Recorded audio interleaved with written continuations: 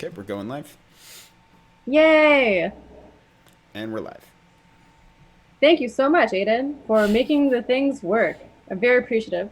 Hello, everyone on the internet who can watch this.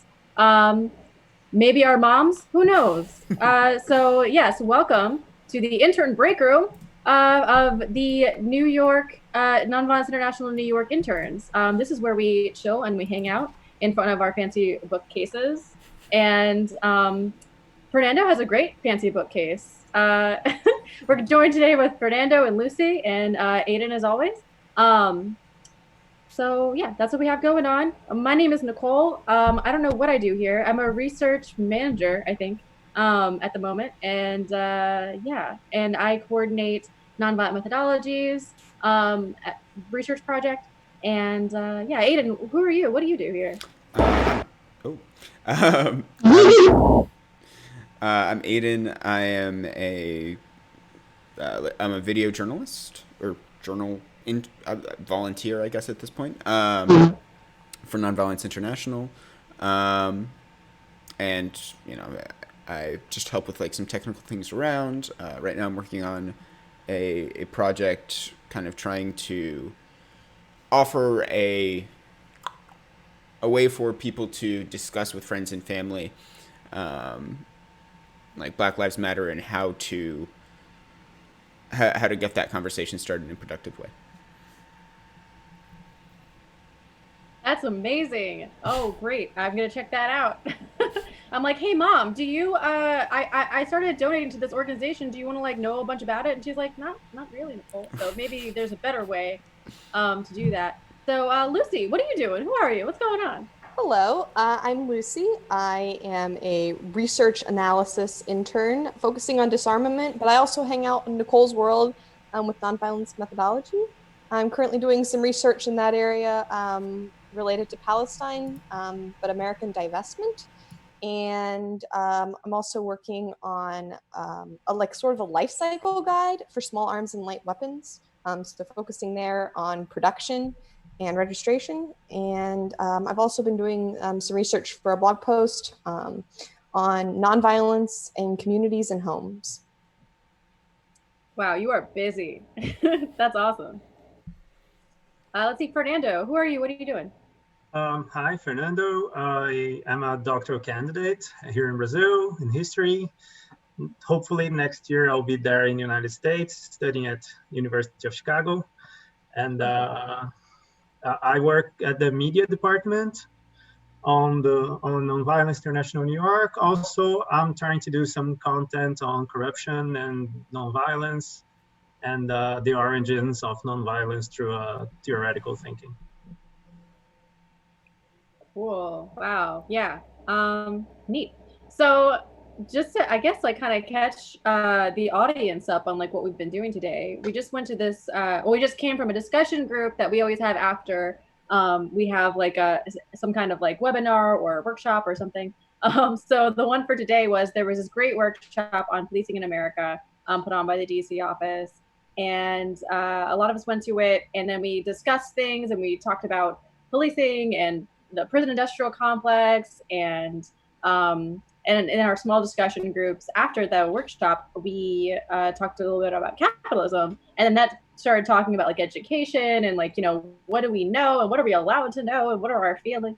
Um, and then what we were talking about before we went live was just that it's very hot for many of us. And yeah, so that's kind of run the gamut. So we're talking about like personal childhood histories and academic resources and things we've learned, and also just it's hot, so hot. I'm very hot. I have ice water, so that's very helpful. But yeah, Aidan, what do you think about all that? Well, I think it's a lot of things. I think that I don't know. I really been like personally trying to figure out how in the discussion we had earlier. One of the biggest things for me is how do you change people's minds about things Mm. and like get them to consider seriously things that are so far outside of what they've normally thought about, things like prison abolition, police abolition, you know, kind of critique of capitalism. Like when, I mean, and let's just be honest, right? Like the U.S. we're just inundated completely with propaganda. You know, like from an early age, we're inundated with some really radical propaganda. Honestly, that's pro-capitalist, pro-American imperialism, that covers up the past crimes of, you know, the United States. And yeah, I was wondering what people think about that. I have a postcard that I got at a little shop in New Haven, Connecticut, actually, that says, "Man is born free, but everywhere is in box stores." And there's just something about that strikes me as an interesting way to look at capitalism. As like, we're just it's everywhere. And we have this idea of freedom, but can freedom and capitalism really coexist? Because as we kind of hinted to in our earlier discussion, capitalism is kind of the basis of one person like oppressing another person. So can freedom really exist in this system of economy? Well, I think that it's a problem of, first of all, it's a problem of concepts. Like, what are we defining as capitalism? Because I think we're kind of following the rule of thumb of people who dictate what capitalism is through an economic policy, and not really like the basic foundations of capitalism from theoretical point of view, where capitalism would be synonym of freedom. Also, I think there is this reality that differs completely from theoretical or from discursive practices. That the reality is that the effects of capitalism are everywhere, especially after the fall of the Berlin Wall. And I think that after that, we are kind of going through a new liberalism, where there is a huge difference between neoliberalism and liberalism, because liberalism and socialism, since we're talking about capitalism and socialism, liberalism and socialism, they all came from the same root, and the root is the Enlightenment. What the Enlightenment believes is that there is a possibility of change and progress to the human being.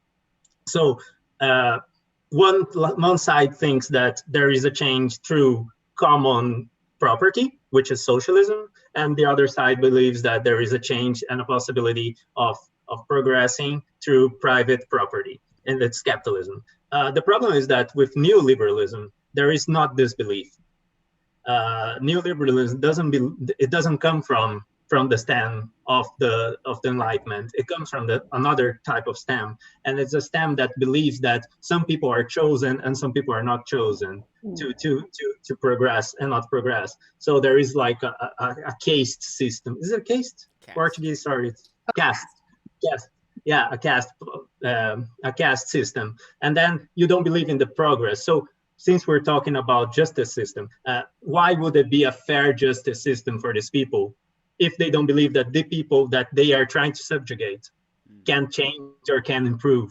So so it's difficult to talk, because when you talk to a person like that who defends this kind of liberalism, neoliberalism view, he's saying neoliberalism, but when he's talking to you, he's not talking about, when he's talking to you, he's using liberalism as, no, because our founding fathers, he's talking about, as if he was talking about a liberalism progressive, like, oh, everybody can progress, but actually he's using this as a disguise to portray a different type of politics that is portraying as it's enhancing the disparities between us, which is the neoliberalism.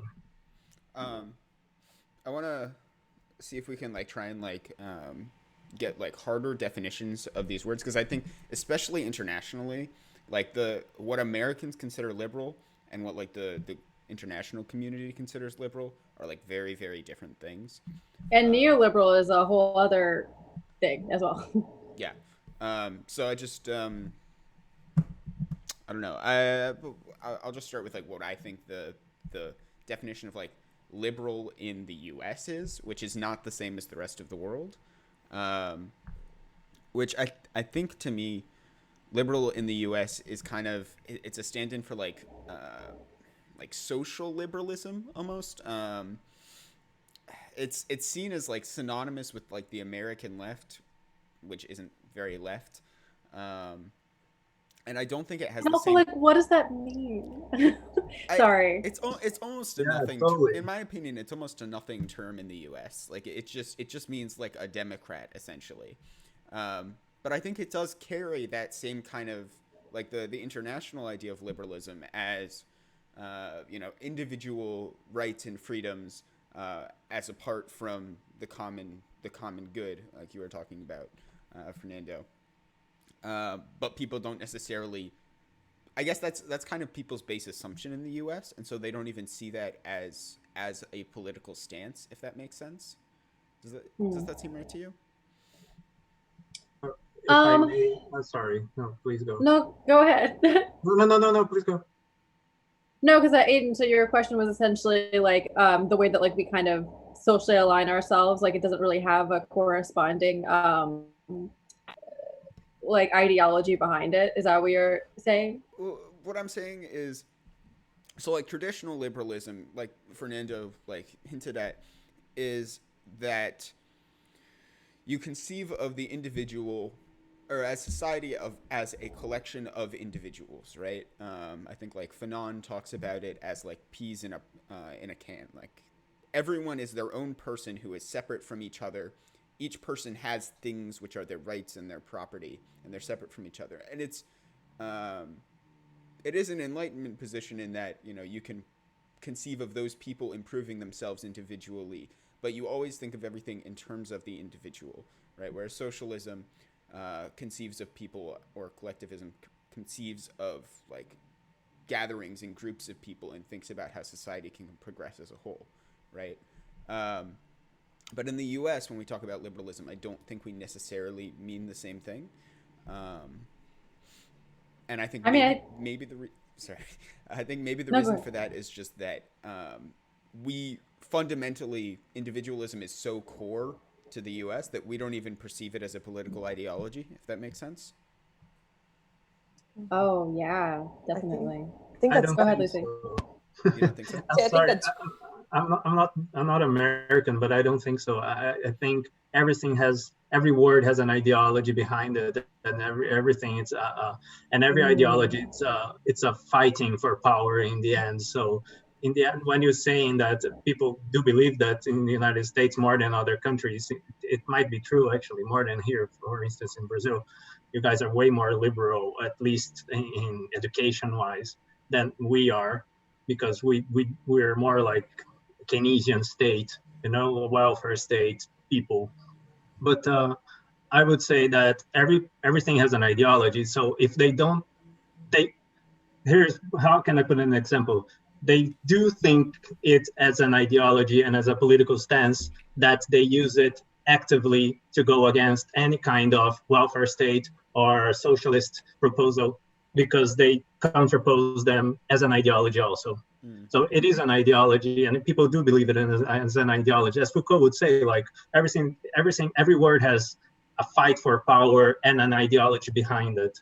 So even though we don't kind of think so, it's true. Yeah, I think there's still an ideology behind it, but I think that people's understanding of like what certain words mean is like so mixed up in so many other things. So for instance, you can be socially conservative and socially liberal, and then you can be economically conservative and economically liberal. But people say things, right? But like being economically conservative doesn't necessarily mean you're for balanced budgets, right? Like people think that that's what it means, because that's what my dad thinks it means, right? But when you actually look at policies, you're like, well, but this isn't balanced necessarily. And also, like, why do you believe in a balanced budget, like, in this way? Like, it's fine to believe in that, but, like, I want to know, like, what was your thinking around that? Because a lot of times, too, we want to look at, oh, well, I don't want there to be an increase in spending. But the problem is that, like, when you decrease like taxes, for instance, you're going to have less revenue to work with, and then schools aren't going to get what they need, et cetera, et cetera. And then more things have to be privatized, and that fits into, you know, more private companies coming, you know, that are not necessarily accountable, but they have a bottom line, and so they end up having more McDonald's, you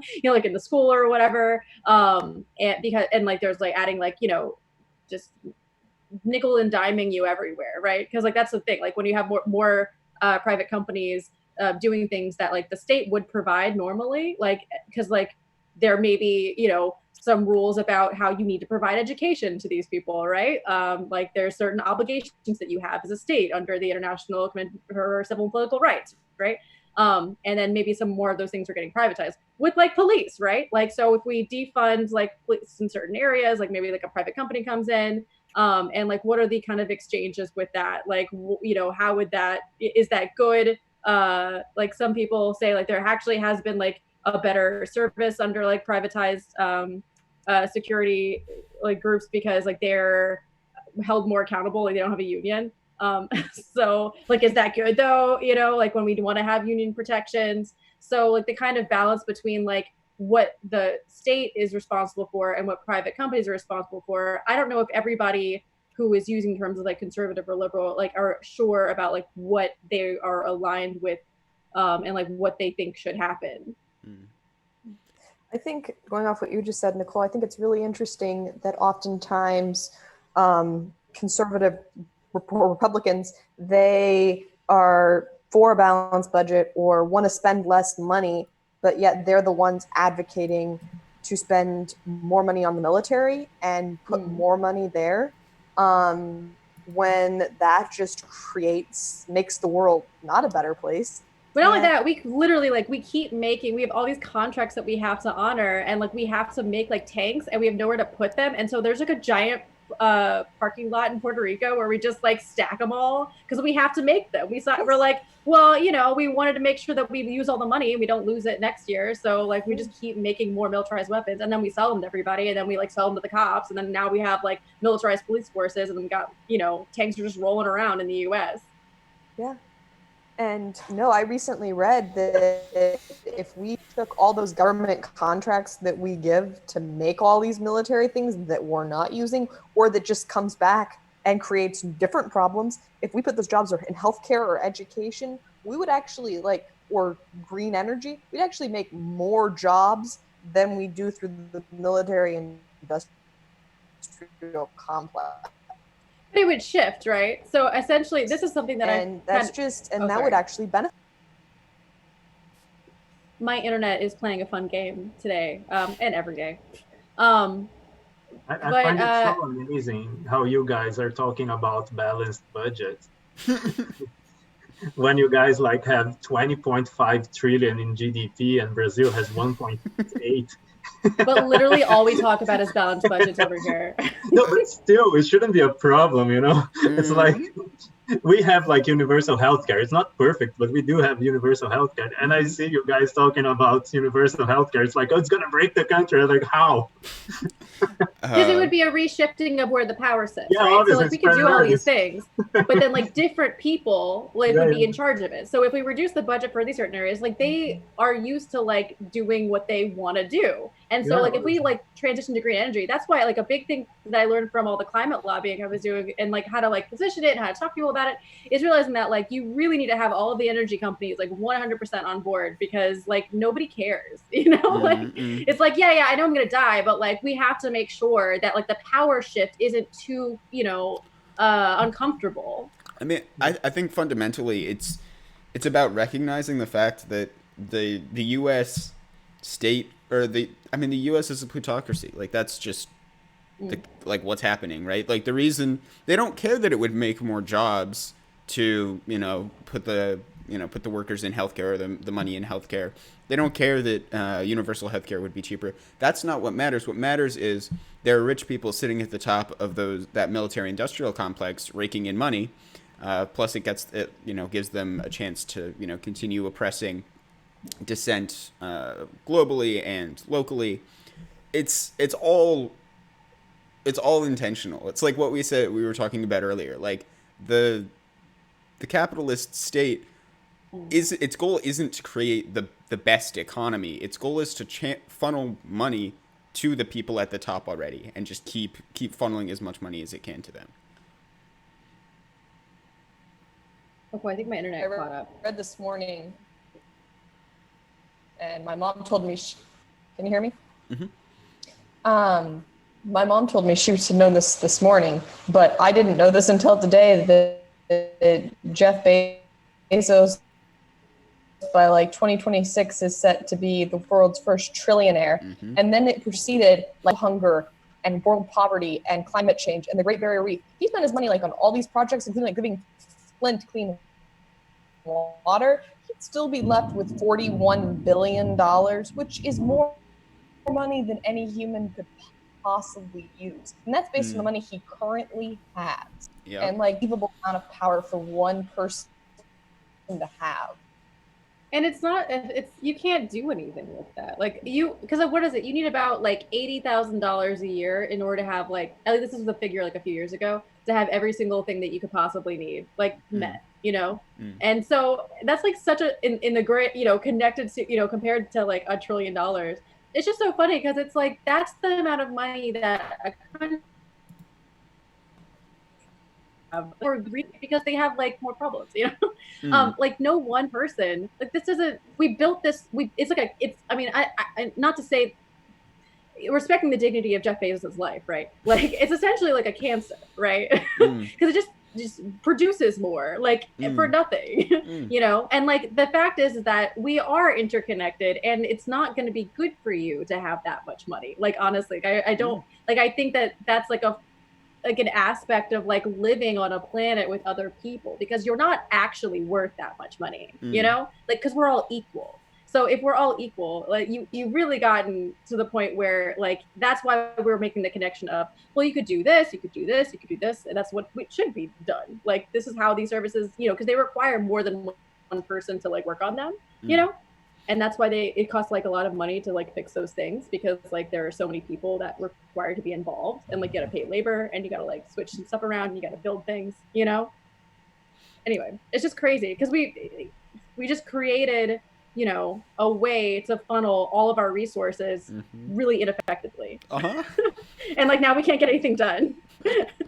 But I think that's what I was trying to say about like neoliberalism, is because most people believe, at least in the United States, that you live in a free and equality state, but they don't. They know they don't.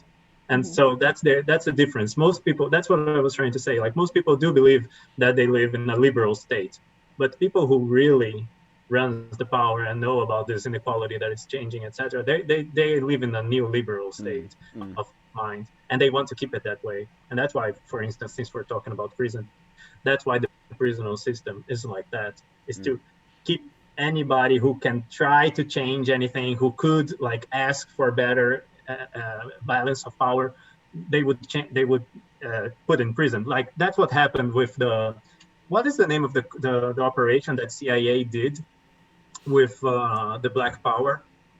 COINTEL. Yes, COINTELPRO. Right?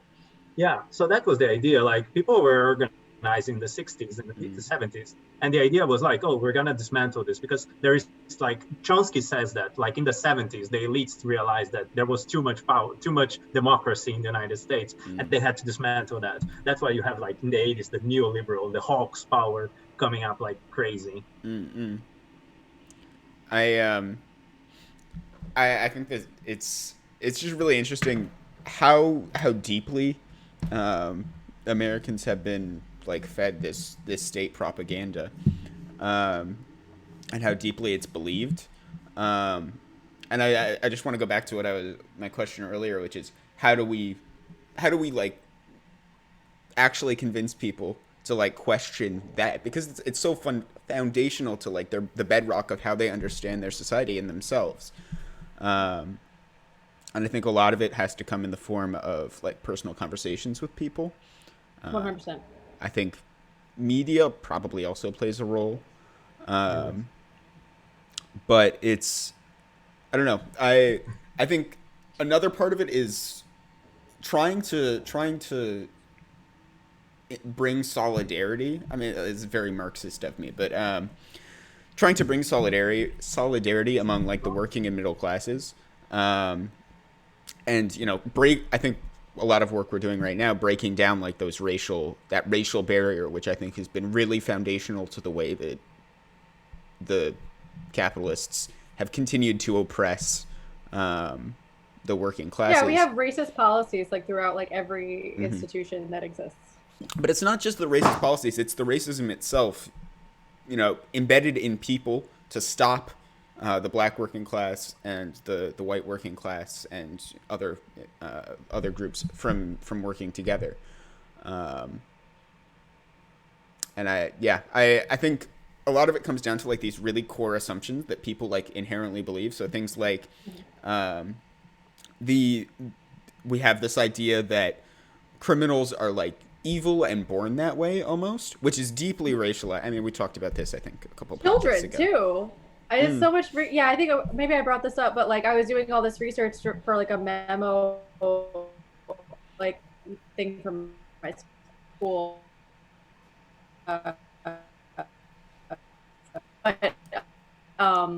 Yeah, I mean, and like we had the same problem in Louisiana. Quotes from judges is just disgusting because basically what it has to do is like basically they tell like minors that, well, obviously you're a bad person, like you were born wrong, and like there's nothing, this can never be changed. And just the fact that like, one, it's terrible that we believe that about each other as adults, but like it's just really I don't know, I mean, shocking. It shouldn't be, I guess, but like just this the like it feels like I'm reading like a swear, so that you would say that about a child, right? But like a lot of people really believe that, this belief that like people are unchangeable, incapable, and just an unequal, like inherently. When the fact is that like all people have so much potential and are, equally deserving of dignity and respect. So I guess like there are a lot of like different layers and ways that is refuted or like exists like to brainwash people that that's not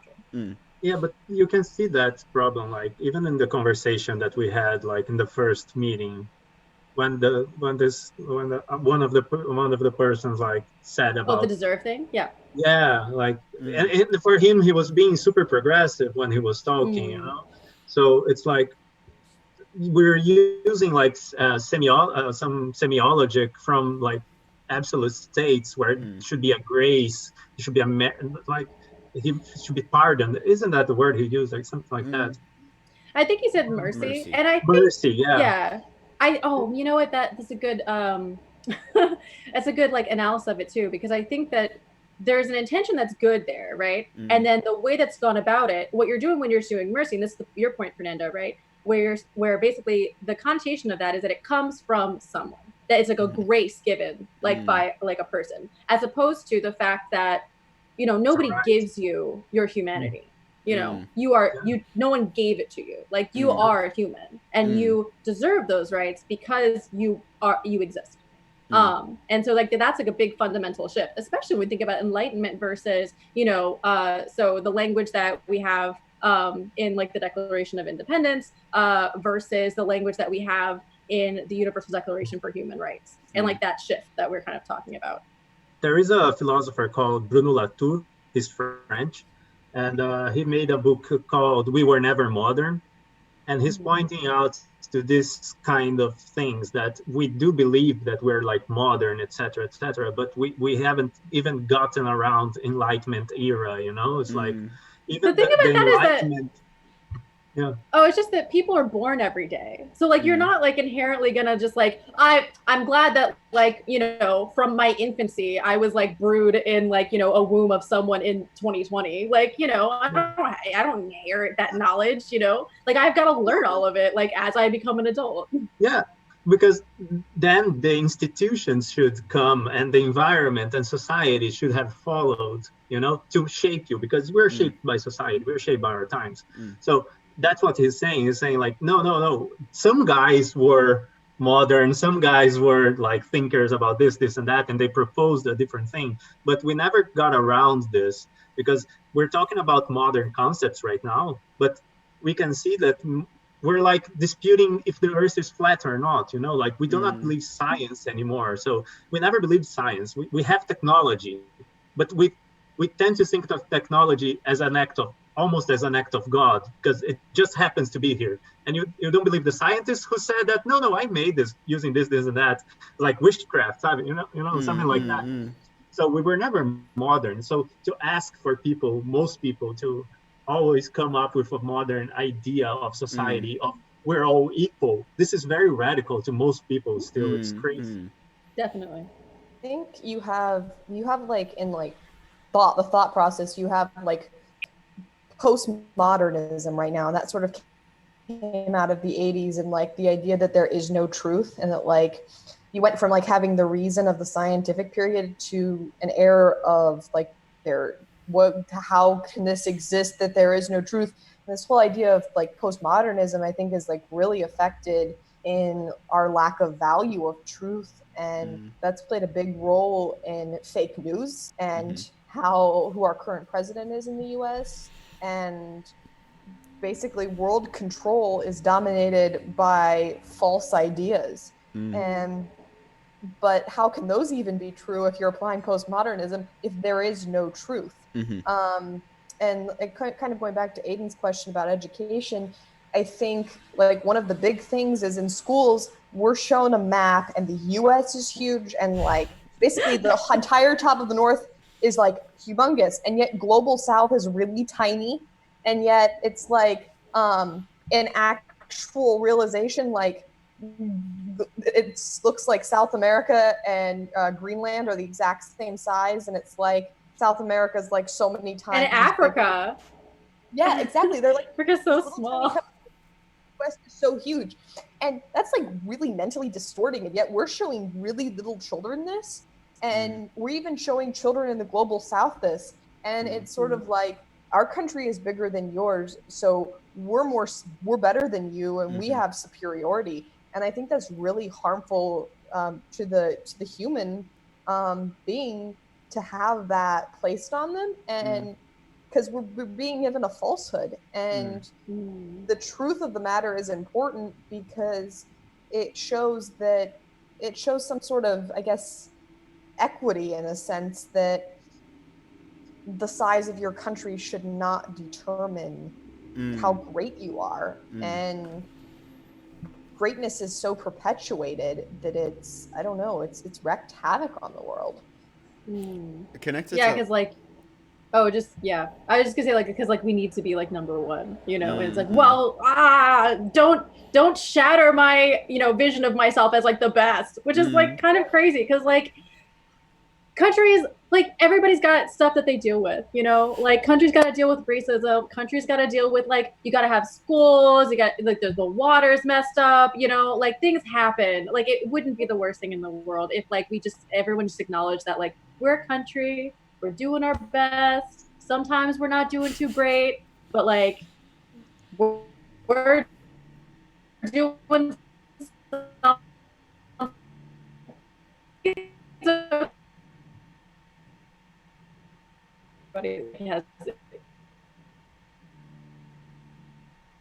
You cut out for a minute there. I was cut out, or no. Nicole, yeah. Oh, okay. But you may have also been cut out because I didn't hear you say anything.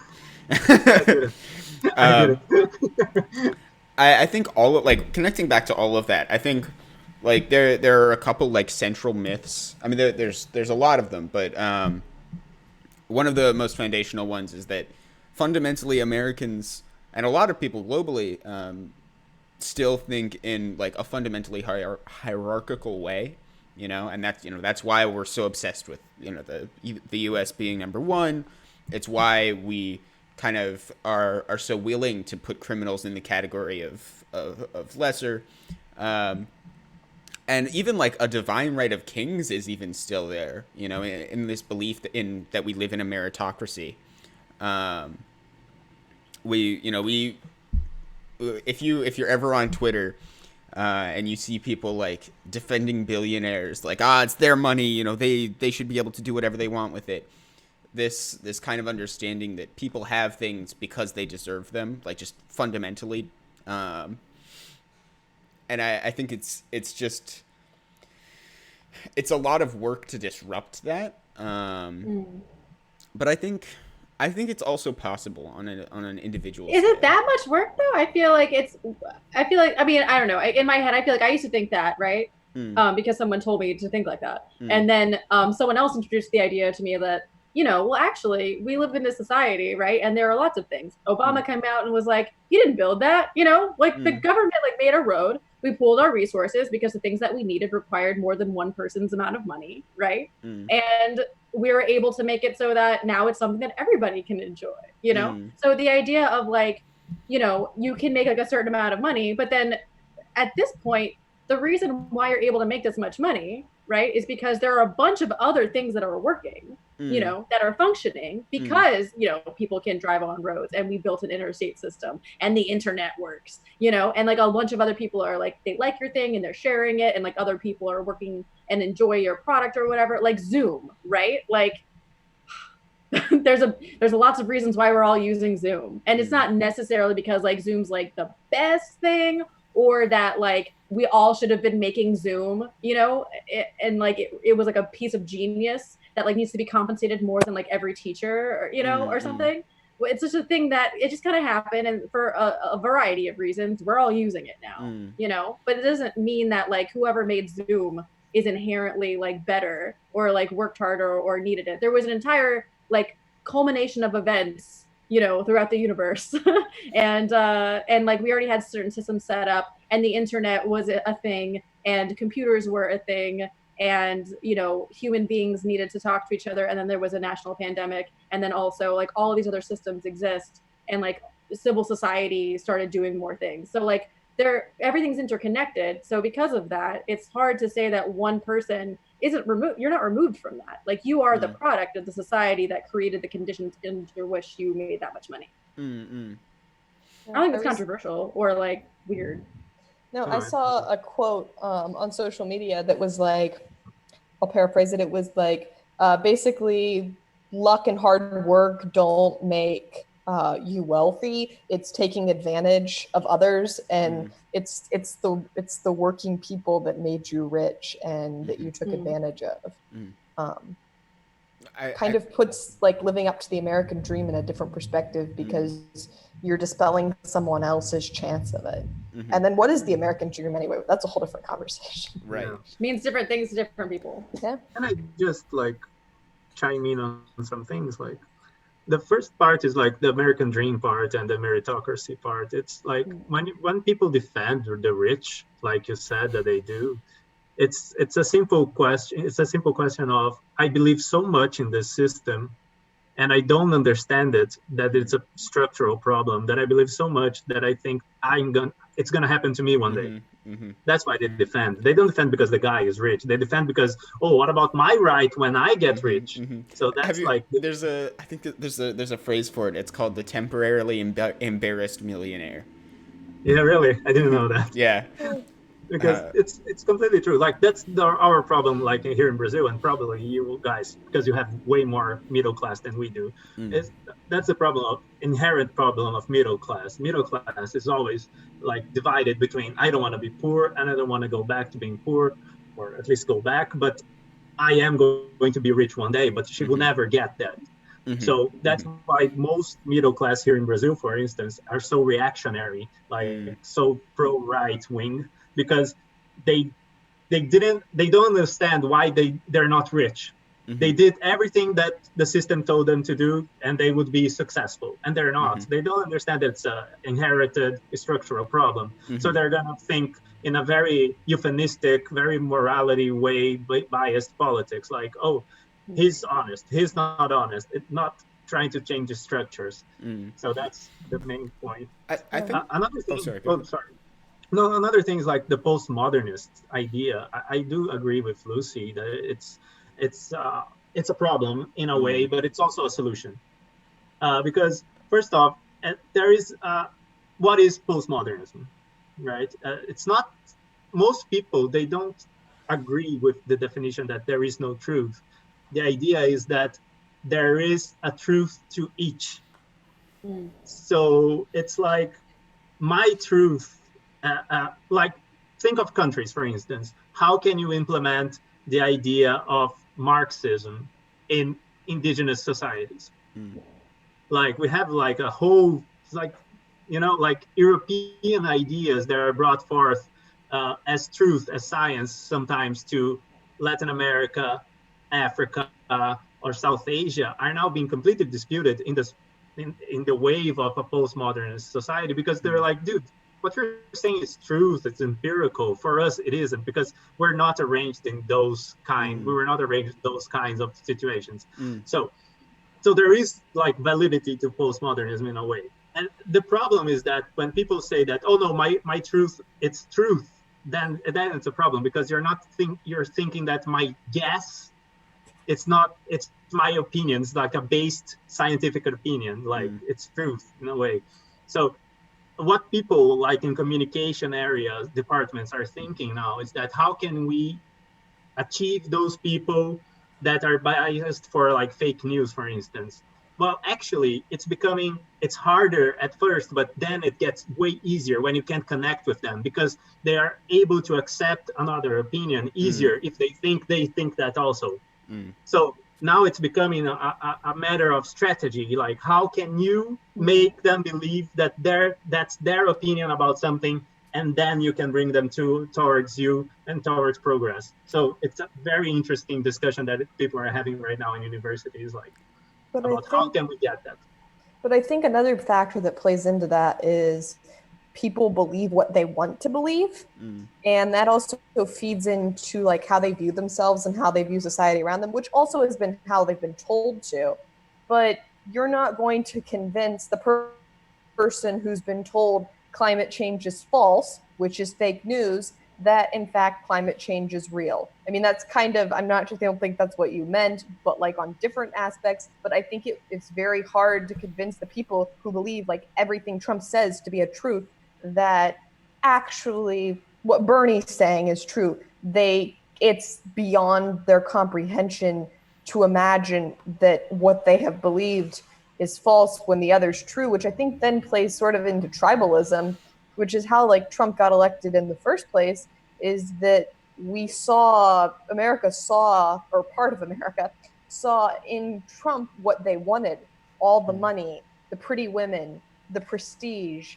And it's this whole idea. There's a great book, I think it's by Inchu maybe, about tribalism, but it goes into the idea that like we all want to belong, and so we develop this tribe, and that kind of creates it, and what we want and what we see we relate. So we kind of a bunch of Americans formed this tribe around Trump, and developed this tribe that then supports him and uplifts him because they see themselves in him and their future selves, which kind of relates back to what was previously said. Yeah, but in the end, exactly. But like they were also led to believe, they were also convinced to believe that the Earth is flat. In the same way that it's not like, oh, that's done, we're not gonna get them anyway, because they were gotten before by another. So it's the idea of like, how can we get them back, or at least how can we like progressively. But the idea is not to ever say, oh, your truth is wrong, this is the right, because this kind of attitude just there's like a study for Harvard, if I'm not mistaken, that when you say that, the person goes into more reclusive and into more aggressive, and like, no, you're questioning not just my view on this subject, you're questioning me, you're questioning my identity. So the idea is to say, oh, actually, and then propose to him in the most dialogical way. That's why interaction 101 is so important nowadays, and that's like social media is so important also, because we tend to think like social media is a harm, and I kind of agree sometimes, because I'm more reclusive. So, but it is also a tool for us to get to them and talk into a 101 without saying they're wrong, but showing them, or at least leading them, and then we can change. Oh, go ahead, Aidan. I'm sorry, I have a couple You're things. like, ah. All right. First off, I just want to say something. I've heard it said, sound like Trump. That people are saying, yeah, that like the phrase tribalism is like maybe not great to say. Because yeah, that's in oh, sorry, you go ahead and tell it, because I'm just reading How to Be an Anti-Racist right now for my book club, and I just got to that part where it's like it's important to talk about like racist policies, anti-racist policies, and like here's why it's like specifically racist, and then like tribalism as a term like came up as like many ways of like talking around racism, and it makes it more difficult to define racist policies. It's not just that; it's also like the historical connection to the kind of the myth of the kind of like backwards native or like backwardness in Africa. Like there's like that kind of baggage around it. I am not in a position to like from a mountain be like, oh, you're wrong, blah blah blah. That's what I've heard. To be careful around it, I need to do more research on that. That's interesting. I hadn't heard that before. I read, and it's by Amy Chua. I got it wrong.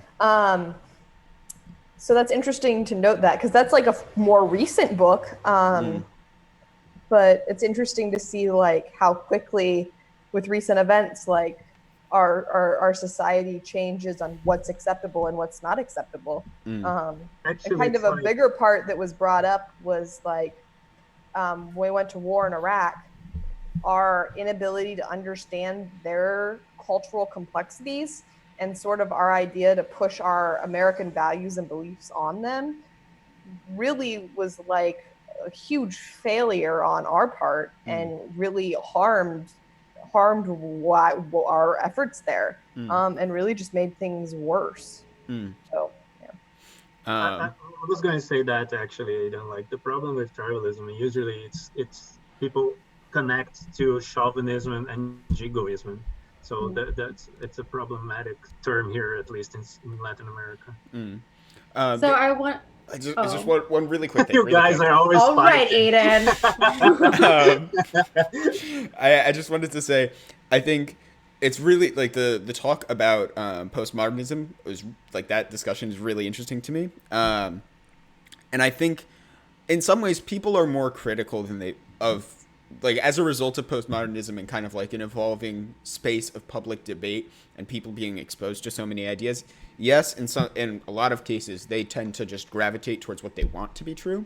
But at the same time, I think people are more willing to be critical because they've engaged with criticism in media, in their lives, and in these social conversations than they have been in the past. And that's also a result of the postmodernism. So maybe that gives an opening somewhere. That's all.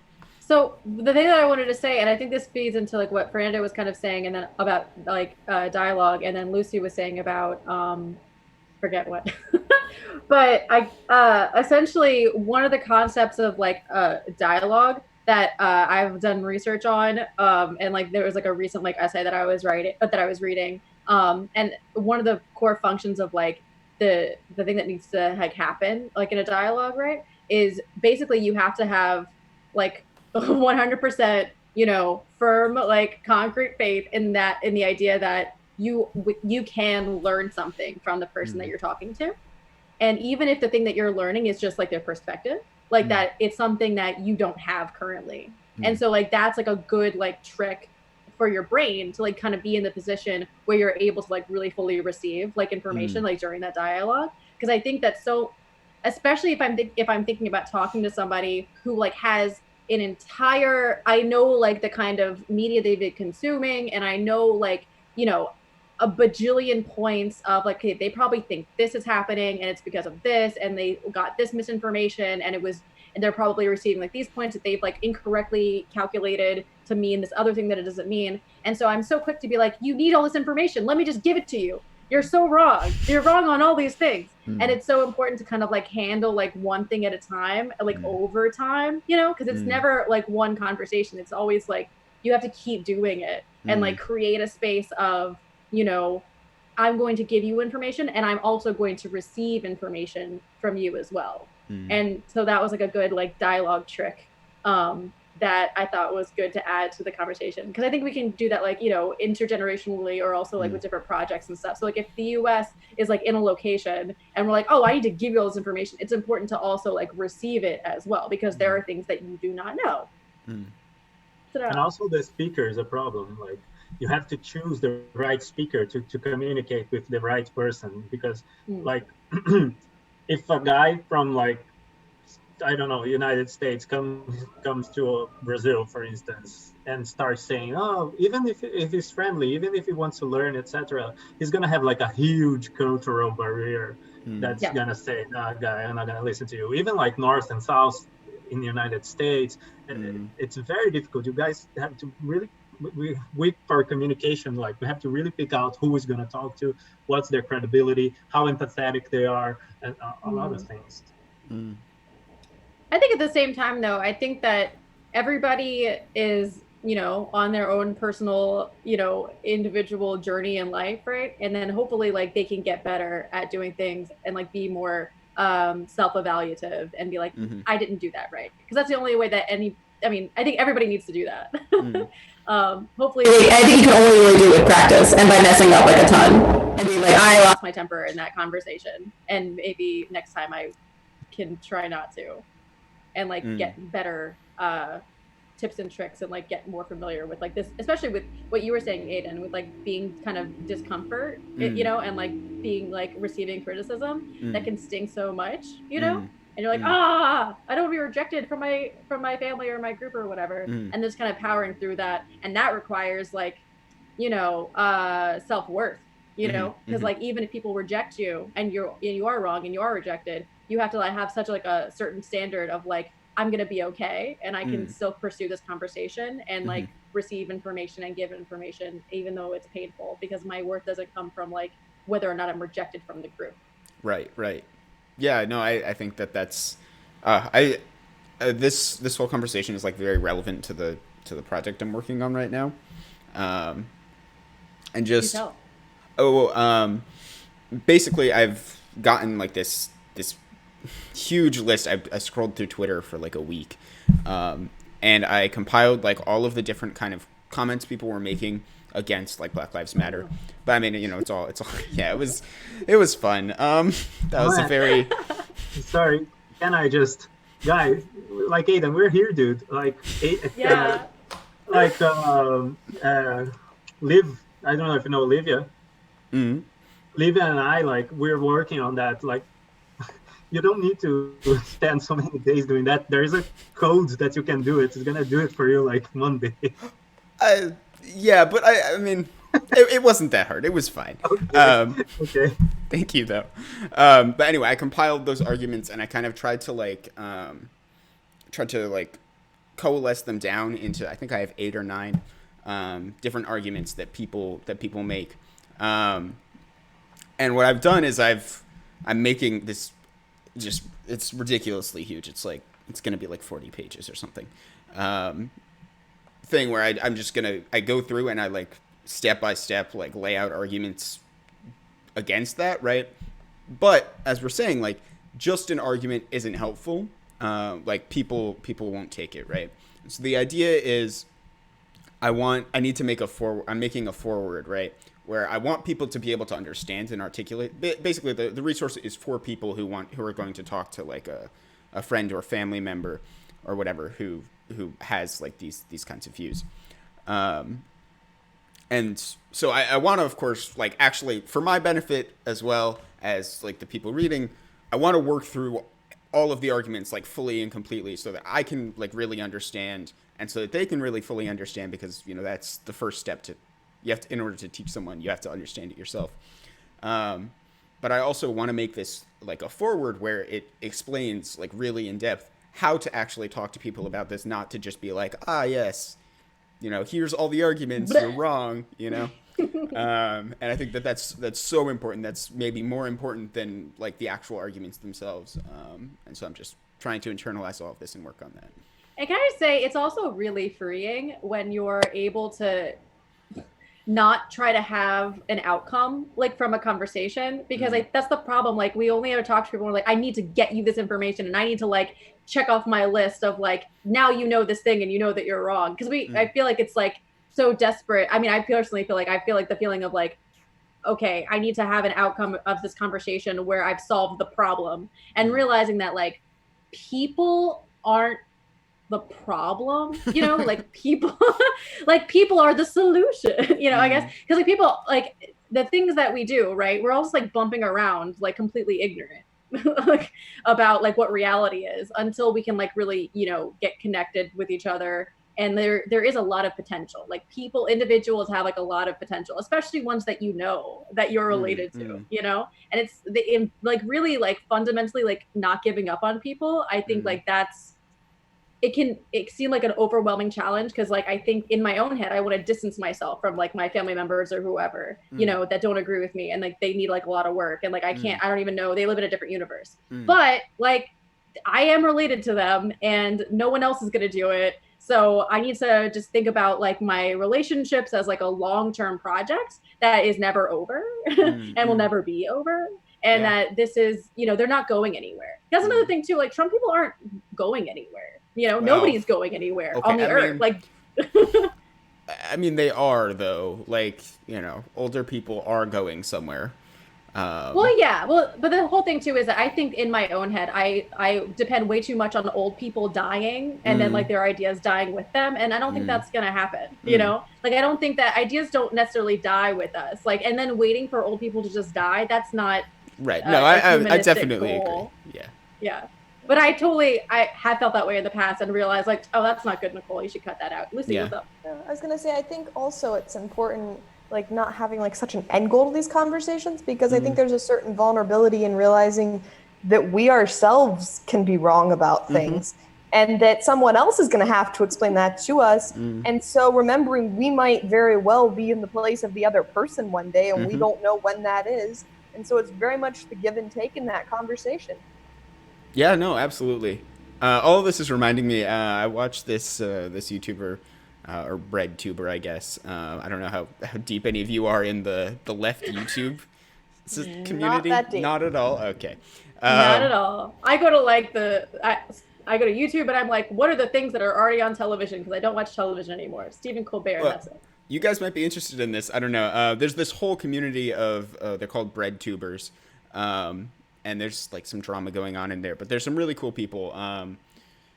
Sean is really great. He does like these very long videos where he like talks about he basically step by step deconstructs the argument of like, you know, a far right YouTuber.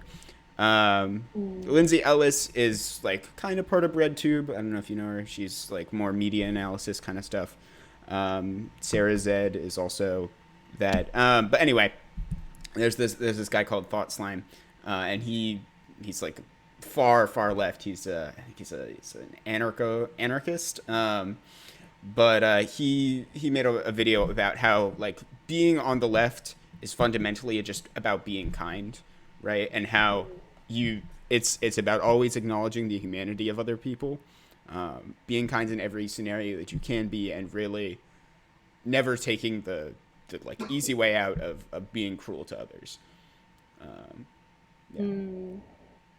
Just thought that was cool. Yeah, I think because it's a lot of work to like accommodate everybody and think about how they feel and like create tools that they need that you don't need, you know. But it's definitely like the work that I think that we're supposed to do. Like that's the whole work that I want to do. Like I like that work. That's fine. Yeah, I think it's just such a valuable thing to realize that like at the end of the day, like it's just like realizing that other people exist, and everyone should try as hard as they can to help each other, because like what else are you gonna do in this world, you know? And your happiness is this is Buddhism again, but like, you know, it's like your happiness and other people's happiness, those things happen at the same time. So you're never like in a situation where, because like one of the best things you can do is if you feel like really terrible, if you start like, you know, working on somebody else's happiness, your happiness goes up at the same time. So it's like this machine that like you're working on. and like that's how happiness happens. But that's that's some happiness theory. You don't do one and then the other, and you do them both at the same time. There's a saying that's like, it's better to give than it is to receive. Yeah. But they're both important. Because like there's also because you don't want to get caught up in doing a bunch of stuff for us to do, because then you can't be happy that way either. So I think we're almost done. Do you have anyone have any closing thoughts? Fernando, you haven't spoken in a while. No, because I'm having like a lot of background noises, so I'm trying to. They're doing construction here. No, I think that's it. Like, we have to be careful how we approach people, and always like not. I'm gonna convince you, because then you're not ever going to think that you can be convinced also, and then you're doing exactly what you criticize about the other. You just don't listen, right? So that's the idea. And I think there are a lot of studies, and if you want, Aidan, I can give it to you. Like a lot of studies on how can we approach people, because behavior sciences and a lot of neuroscience, etc., they are trying to understand this new wave that is going on that took everybody politically, especially by surprise. And now they're trying to understand, like, how can we go after and understand it's a reality now and not try to fight it. Yeah, no, I would love to hear those. If you could send those to me, that'd be awesome. That'd be great. Thank you. There are some cool articles about it. Yeah, I think like we should, right, like in Nonviolence International, we should like also make it available some documentaries, some articles or anything like that someone else produces that are interesting for us also. I don't see it much since I'm new here, but I think we should use our Twitter and our accounts to make it more available. Yeah. Go ahead. I was going to say, I think it's my final closing thought. I think it's really important in these discussions to know that we have more in common. Just because we're all human beings, we have more in common than we have differently. And I think it's finding that right thing you have in common that then can connect you. And once you're connected, that's a big step in making progress, in understanding. I definitely agree. I just want to be careful, because there's a big centrist population in the U.S. that kind of like has this. I don't know if anyone knows the drill tweet. No, but I love that game where you have to guess if it's drill or if it's Kanye or if it's like Sophocles or something. I won't repeat the tweet because it's like got curses in it, but basically like the idea that like the centrist position is that like Nazis and like people who are socialists are like the same because they're both extremists, like that's not going to work out so well. Yeah, no, I really definitely agree that we need to find like the common ground between each other, but we also need to be careful. Like, yes, there are differences between like political beliefs, which isn't what you were saying. It's a whole different party, right? Yeah, I have thoughts, but it's 2:01, so I'm gonna wrap this up. Hey, Internet. I hope you enjoyed our discussion here over at the Intern Breakroom. If you are interested in knowing about Nonviolence International at all, please check out, we got Actions in Quarantine. We also have the New York Graduate Plan that's going on that you can sign up and get more information about. Yay! But yeah, I think that'll do it for us. This has been really, really fun. This has like been a heavy conversation. We got, all kinds of like theory and then like projects and then I think it's we had a lot of things to I guess do earlier today, so it's all kind of fed into this. So this is really, really good. Thank you guys so much for joining me, Lucy and Fernando. Thank you, Aidan, as always. Thank you for having us. Thank you so much. It was a wonderful conversation. Everyone have a good week. Bye. Bye.